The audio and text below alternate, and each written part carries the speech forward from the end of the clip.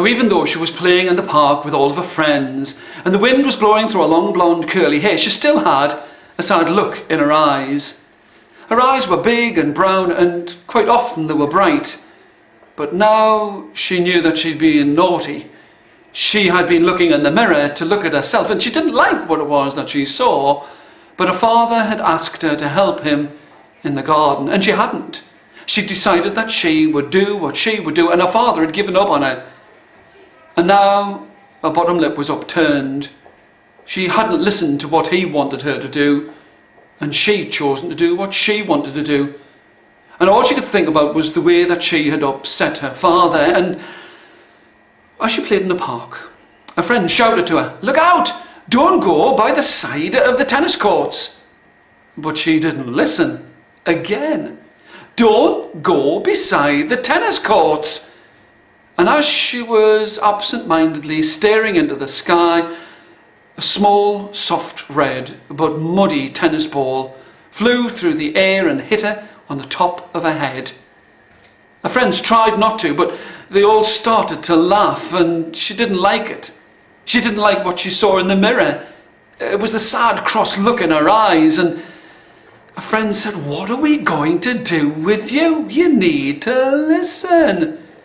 Out of her pocket fell some seeds, a packet of seeds. She'd looked in the mirror, but she was supposed to be helping her father. And as they fell to the ground, a friend picked up the seeds and started to shake them. She shook them again. She shook them. She shook them. And her friend couldn't stop herself. She started to move this way and that, and she started to dance. And this girl with the sad look in her eyes couldn't stop herself. When she was grabbed by the hand, she too started to dance. And she realised that if she wanted to dance, then she would have to listen to the rhythm of the music. With all of her friends, she danced in a circle. She danced until her feet were sore. And when she went back home, she didn't say a single thing to her father, and he didn't say anything to her. He thought that she would never listen. But outside and in the garden, she planted the seeds.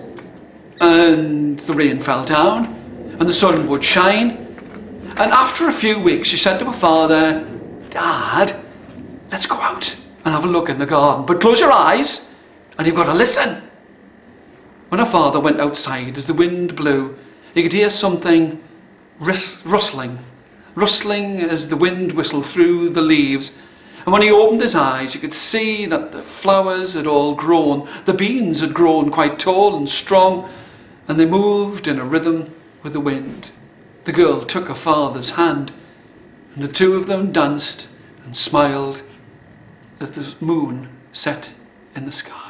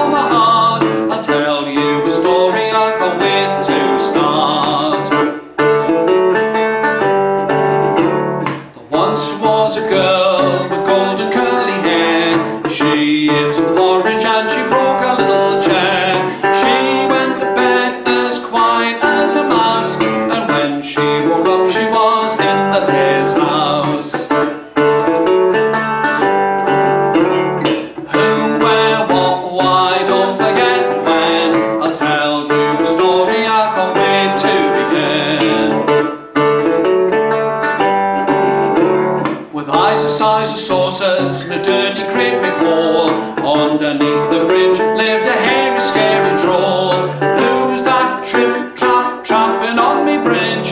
He wished he'd never said it when he met the goat that's big. Who, where, what, why, don't forget when. I'll tell you a story I can't wait to begin. Jack was the laziest boy the world has ever seen. the cow for a handful of beans. 3 times of the beanstalk, 1, 2, 3. The coins, the head, the heart, he's happy as can be. Who, where, what, why, don't forget when. I'll tell you a story, I can't wait to begin. There once was a poor, put upon a lass. She had a pumpkin coach, a slipper made of glass, and 2 ugly sisters couldn't fit inside the shoe. She got Prince Charming, she deserved him too. Who, where, what, why, don't forget when. Tell you a story, I can't wait to begin. Tell you all my feelings and senses from the heart. I'll tell you a story, I can't wait to start. Who, where, what, why, don't forget when. I'll tell you a story, I can't wait to. I'll tell you a story, can't wait to begin. Tell you a story, I can't wait to begin.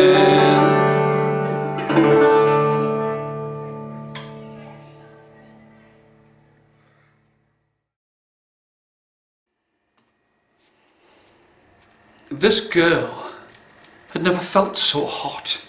Hot on her feet and hot on her face, and the sweat ran down her face like rain. She was on a beach and on holiday, and she fanned herself to try and get some of the heat away from her face and her body. It blew her curly hair away from her wide open eyes. She was an actress, a famous actress, and she thought that she would be able to have some private time on this beach. But everyone recognised her. Now, as an actress, she wanted everyone to listen to her. But if the truth be known, she would never listen to anyone else. No one else except a director who would tell her where she would have to stand or what she would have to say. But now she felt so hot. She was tired of all of the fans coming up to her and asking for an autograph or to take a photograph. And she started to run. Now the seagulls screeched above her. The seagulls screeched and moved through the air. And there was a man who was shouting as the seagulls screeched. He was shouting to her to stop, but she wouldn't stop. She wouldn't listen to him. Stop, stop, he kept shouting. But she didn't listen. She ran. She ran towards a cove by the side of the sea, a cove that would be cut off when the tide would rise. He was following her, and she was frightened that he was going to try and ask her for an autograph or to have his photograph taken with her. But he was a lifeboat man, a tall, strong, caring lifeboat man, who knew that she was running towards a beach that would be cut off when the tide rose high and the sharks would come closer to the edge of the beach. He was frightened, and she was frightened too, and she wished that she'd listened to this man who was warning her, telling her not to go to that place. But he waited for not more than a single heartbeat. He waded into the water that was up to the top of his legs, and he waded towards this girl. He picked her up and said, "Now you are going to have to listen to me. Keep still and hold on tight." He picked her up. Her mouth was open in a wide triangle. Her eyes were wide with fright, but she did as she was told. For once in her life, she listened. The sharks got closer. They could see the tips of their fins as they came closer. But he waded through the water and placed her down on the hot, dry, sandy beach.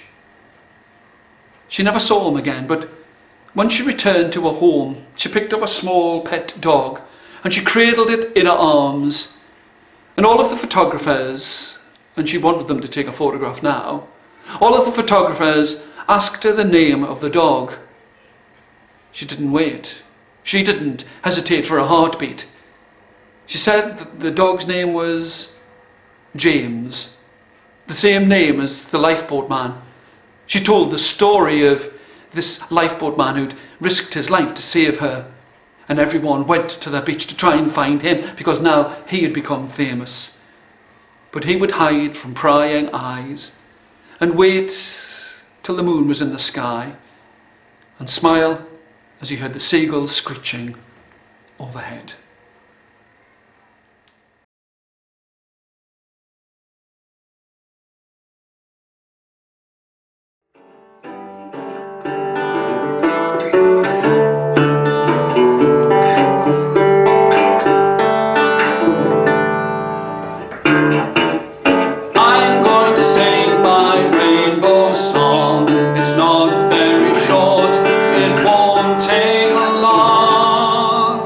It's as red as a rose, it's as orange as a leaf on an autumn day. I'm going to sing my rainbow song. It's not very short, it won't take long. It's as yellow as the sun, it's as green as the grass on a summer holiday. I'm going to sing my rainbow song. It's not very short, it won't take long. It's as green as the grass, it's as blue as the sea, it's as purple as a bruise when I fall and cut my knee. I'm going to sing my rainbow song. It's not very short and it won't take long. It's as red as it's as orange as it's as yellow as it's as green as it's as blue as it's as purple as a bruise when I fall and cut my knee. I'm going to sing my rainbow song. It's not very short and it didn't take long.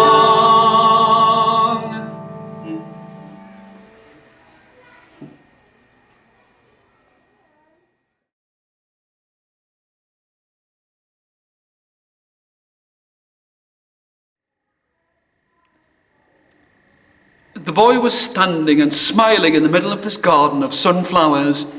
He had straight, spiky, short black hair that stuck up from the top of his head, but he was always smiling. And I've got to tell you that he was rich, but he was famous for helping other people. There was never a time when he didn't think of someone else that he could help. Now, as he was walking through the garden filled with the beautiful sunflowers, he thought that he could see something strapped to a tree. It was a beautiful box. Now, that morning his mother had tried to talk to him, but he had not listened. He never listened to his mum. And he saw something, this beautiful box strapped to the tree, and he picked it up. And inside there was a golden ring, shining, beautiful, and big. Now, it was just the kind of thing that he liked, not for himself, but he knew that he could take the diamonds from it, he could take the gold, and he would make sure that he could give it to other people. He puzzled about the box for a little while, and he tried to remember what his mother had said, but he hadn't listened. He never listened to his mum. As he got to the edge of the garden, he was very close to the zoo. And in the zoo, he could hear an elephant trumpeting. But it wasn't just the noise of the elephant that he heard. He could hear his brother. Now, he didn't listen to his brother either. And his brother was sitting on top of the elephant and shouting to him. But he did not listen. And he could say that his brother had on his head not just a hat, but a party hat. Beautiful, shining, smooth. And he could see that there wasn't just his brother. It wasn't just his sisters or his other brother or his mother or his father. It was his cousins and brothers and sisters and mother and father. And then he realized what it was that his mother had been shouting to him. Not to forget that it was his birthday. He was so busy thinking about trying to help other people that he didn't listen to his mother or his brother, and they were all having the birthday party, and it would have been without him if he hadn't listened at that time. He went inside of the zoo. Everyone had a cake. Everyone had lots of candles lit and ready for him to blow out. And for once in his life, he did listen. He loved to listen as he put his hat upon his head, and he listened to everyone sing happy birthday to him.